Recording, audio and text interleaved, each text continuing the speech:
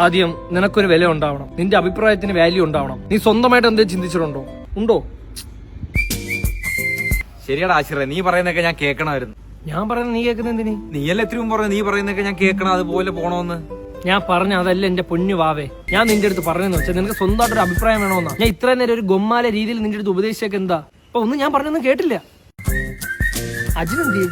അവനെവിടെ നീ ഉപദേശിക്കാൻ? സ്വന്തമായിട്ട് ഒരു അഭിപ്രായം ഒരു ഇതുമില്ലാത്ത അവനാണ്. അത് അവനെന്ത്? നീ കണ്ടോ അവൻ വരുമ്പോ? ഇതാണ് ഞാൻ പറഞ്ഞത്. SI ടെസ്റ്റാടാ. എടാ അവള് പറഞ്ഞേ മീശ മാത്രം വെച്ചിട്ട് ബാക്കി എല്ലാം ഷേവ് ചെയ്യാൻ പറഞ്ഞു. സൂപ്പർ ആയിട്ടുണ്ട്. അവക്ക് ഇങ്ങനെയൊക്കെ എന്നെ കാണുമ്പോ ഒരു സന്തോഷമുണ്ടോ?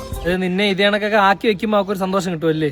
പക്ഷെ അവളിതേ കണ്ടിട്ടെ റൺവേല നമ്മളെ ദിലീപേട്ട ഇല്ലേ, പരമശിവം അടിസക്കേ അതാ പറഞ്ഞത്. നീ ചക്കരമുത്ത് പടം കണ്ടിട്ടുണ്ടോ? അതിരുന്ന് കാണും. അവളെ വിഷ് ലിസ്റ്റിൽ ഇനിയും കുറെ കാര്യങ്ങളുണ്ട്, അതെല്ലാം എനിക്ക് ചെയ്യണം. ഓക്കെ, അതിപ്പോ അത് വേറൊരു ഇഷ്ടമല്ലേ. നിന്റെ ഇഷ്ടം എന്ത് ചെയ്യാ അവിടെ? എടാ ബേസിക്കലി അവളെ ഇഷ്ടങ്ങളെല്ലാം എന്റെ ഇഷ്ടമാണ്. നിന്റെ ഇഷ്ടങ്ങൾക്ക് അവള് തരുന്ന വാല്യൂ എന്താ? അവൾ അതനുസരിച്ച് തുള്ളാറുണ്ടോ? തുള്ളാറുണ്ട്. എടാ ഞാൻ കഴിഞ്ഞ ദിവസേ നടു റോഡിൽ നിന്ന് അവളടുത്ത് പുഷപ്പ് അടിക്കാൻ പറഞ്ഞു. അടിച്ചടാ.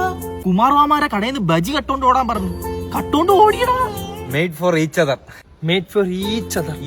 ഞാൻ ഈ ഇടയ്ക്ക് അവളെ വിഷ് ലിസ്റ്റ് ഒന്ന് വായിച്ചടാ. ചിലപ്പോ അൽഫാൻ ചൂടുന്നതിന്റെ കനലെടുത്തോണ്ട് ഓടാൻ വല്ലതും പറഞ്ഞായിരിക്കും. അത്ര റിസ്ക് ഉള്ള പരിപാടിയൊന്നും അല്ല. ഈ ചൂട് പായസം ഉണ്ടല്ലോ, അതിൽ തല മുക്കി ഒരു 5 അണ്ടിപ്പരിപ്പെങ്കിലും ഞാൻ കടിച്ചെടുക്കണം.